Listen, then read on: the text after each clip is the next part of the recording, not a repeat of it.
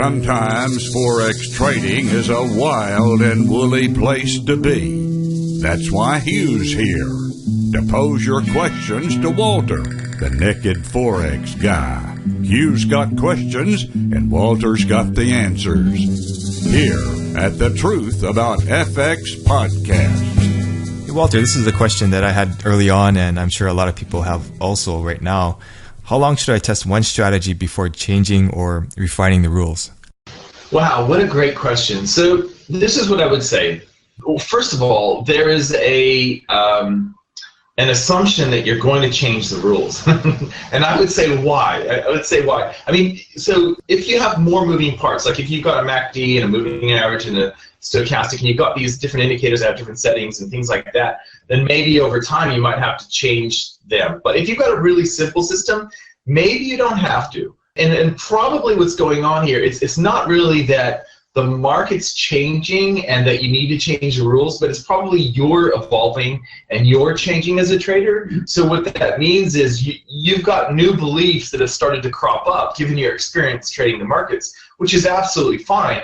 And so you want those to manifest in your trading system. So that's probably the more likely thing in my estimation of what's going on here, is that you're thinking, okay, now I've noticed that the market often does this, so how do I incorporate that into my system? So I would say, at a minimum, if you're trading a system successfully, I mean profitably, consistently, you're comfortable with it, I wouldn't change anything for at least 1 year, at the very least. And then I would ask myself this question. If I'm thinking about changing it, ask yourself this question. Is it that you say that you're changing it because the market's changing?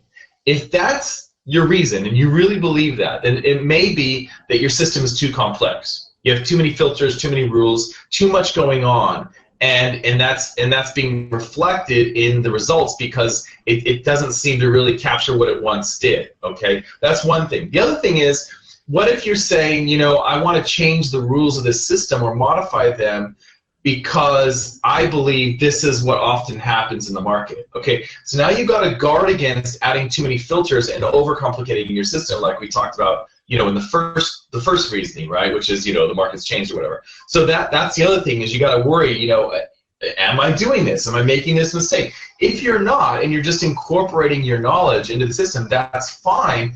But make sure that that's really what you're doing.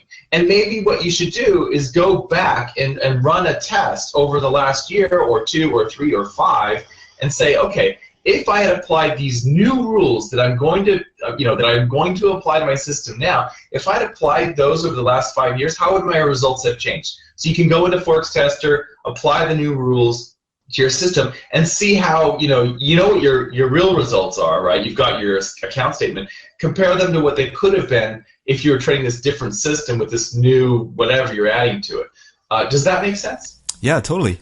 And I think there's definitely a temptation too when you're testing to kind of like switch rules on the fly just because you think it'll work better somehow, and it could just work better for that month, and then it'll change back, and then you won't get an accurate set of testing, right? Yeah, exactly. And you know what? Sometimes it's even easier to, like you say, a lot of times we'll get ideas as we're testing, and that's fine, but you probably need to break it out and do a different test, like you say. But the other thing to keep in mind is you can often change things just in your spreadsheet.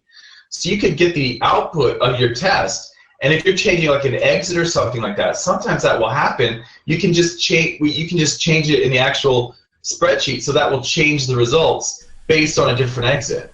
Oh yeah, that's a good point.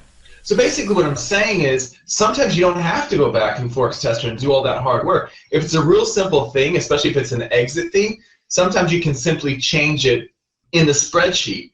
And that, you know what I mean? It doesn't always work this way, but sometimes it's as simple as that, where you put it in a spreadsheet and then you see, okay, all right, that's what would have happened or whatever if I had changed the exit or split the exit up or whatever. So that's another thing to keep in mind. But you're right, we get all these great ideas. The best thing to do is just write them down, keep them, in your notebook or whatever, and that way you can go back and you can do that test all over again with that new piece of information, that new strategy, that new exit, whatever you're thinking of when you're doing your testing, instead of, because then, like you say, you've got this big testing file and it's got a whole jumbled up junk of, you don't really know what the system is. Yeah, totally. I've been there also. So, well, thanks a lot, Walter. Okay, see ya. See ya.